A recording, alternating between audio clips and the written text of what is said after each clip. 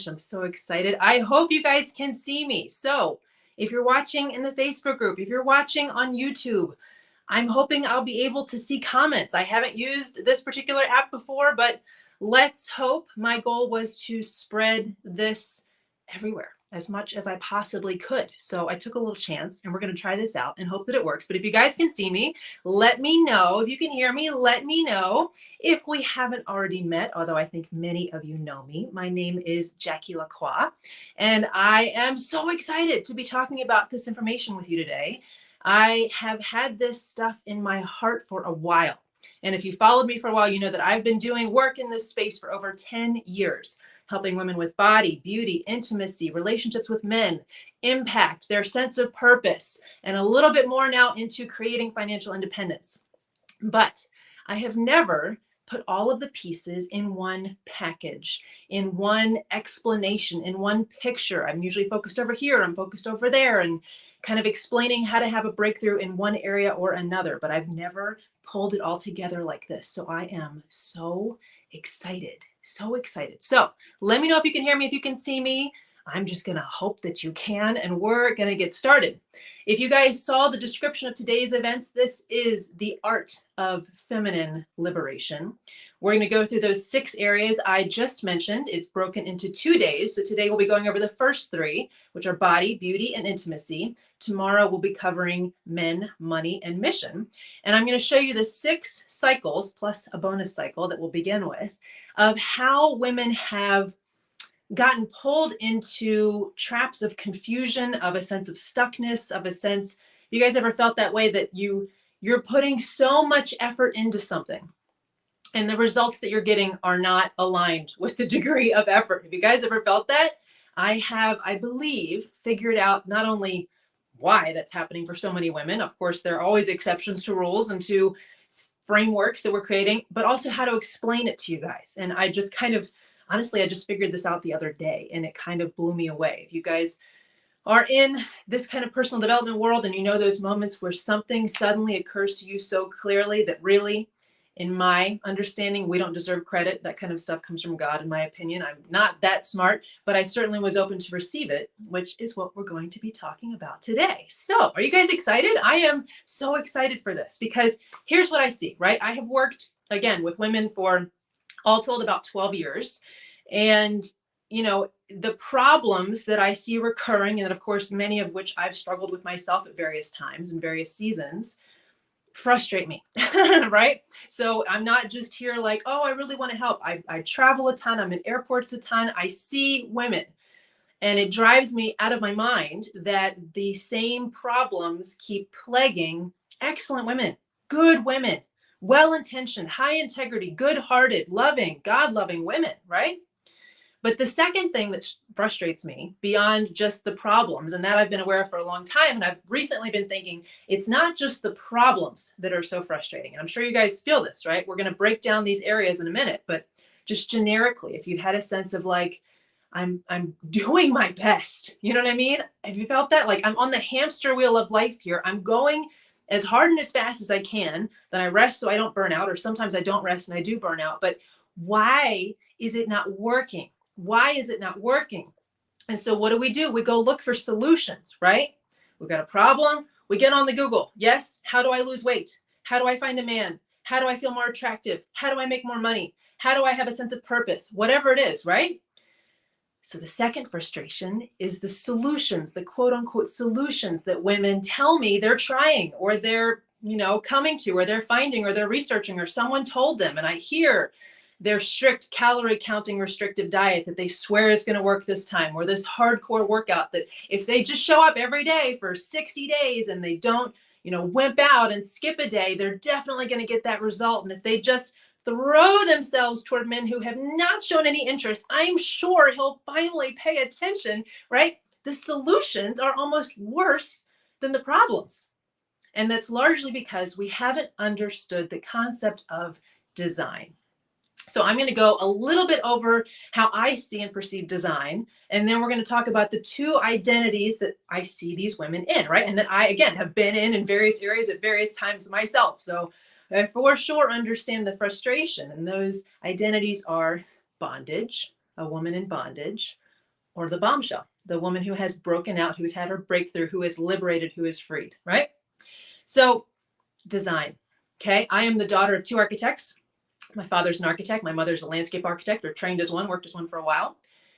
And I have no design skills. Okay. Anyone who's worked with me on graphics or websites knows this very well. I do not have design skills. I am not so gifted, but I have great design appreciation. Yes, I can walk in and say, wow, that is really well done. Please don't ask me to replicate. Don't even ask me how or what about it is well done. I just know it looks pretty, right? Is anybody like, just home goods? Home goods to me, like cute little vignettes of design everywhere. And yes, also formal, beautiful architecture, houses. Like, I appreciate design, but I can't necessarily create it.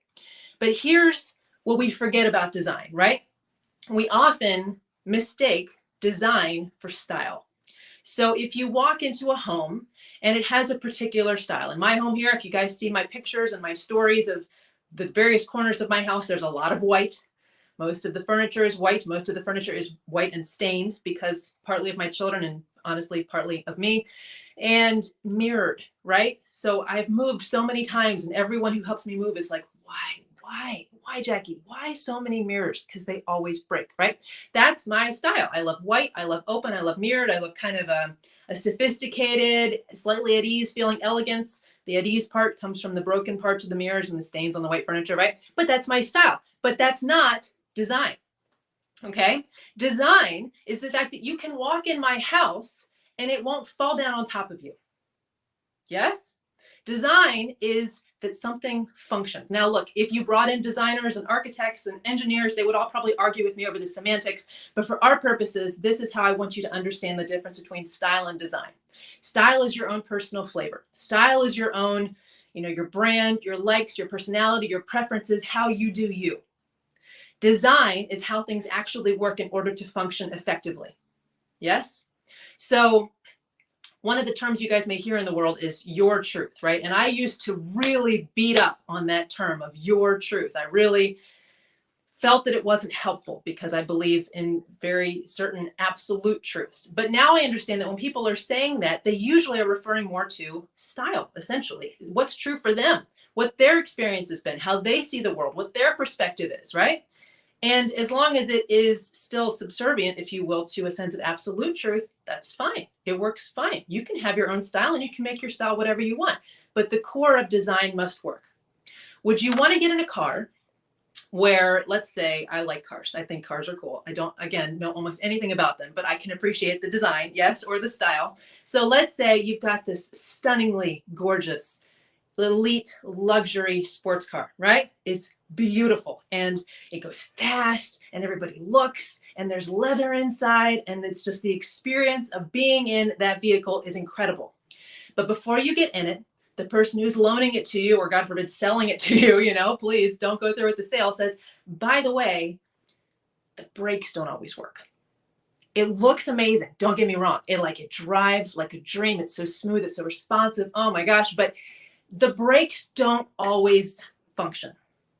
So there may be times when you push on them and the car does not slow down. Problem. Yes, problem. As much as I like cars, I am not going to get in that one. I'm not even going to be in the passenger side or in the back seat. There's no way.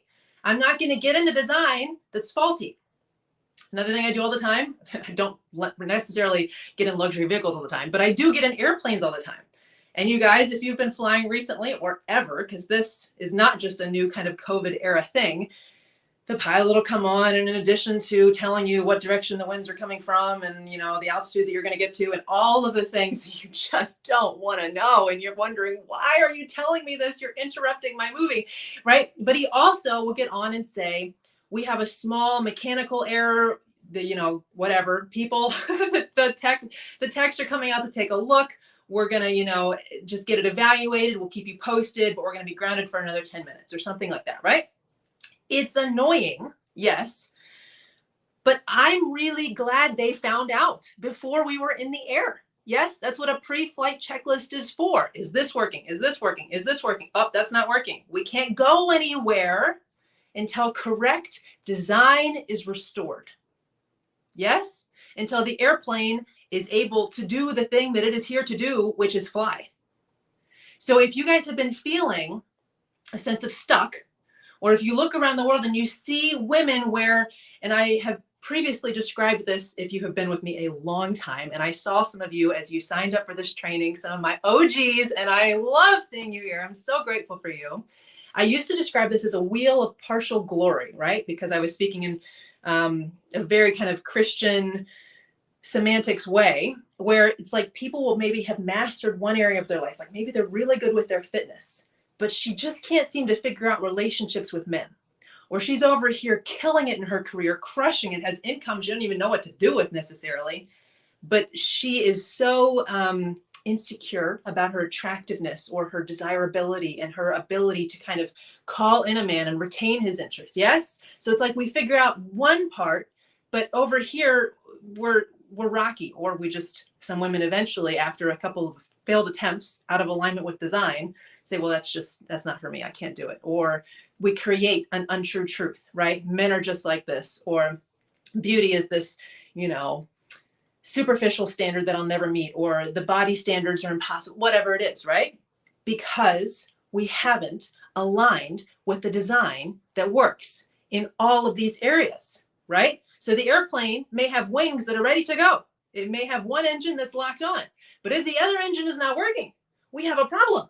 And we can't get anywhere until full, complete, accurate design is restored. In agreement? Yes? Makes sense? We don't want to fly in planes that don't fully work. We don't want to drive in cars that don't fully work. We don't want to live in lives that are out of alignment with full and accurate design. That's why, if you guys have ever felt that feeling, how many of you felt that? Like, why bother?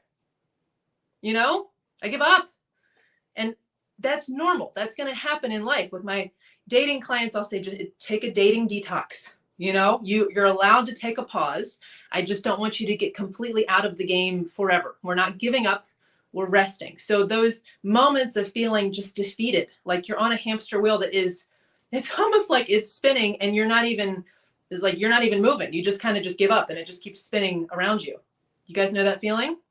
Because we haven't understood or been taught accurate design. And this is what I've been studying for over a decade. If you know me personally, chances are the conversation is going to go there because I can't help myself. I think this is fascinating. I think about it in my free time. I research it.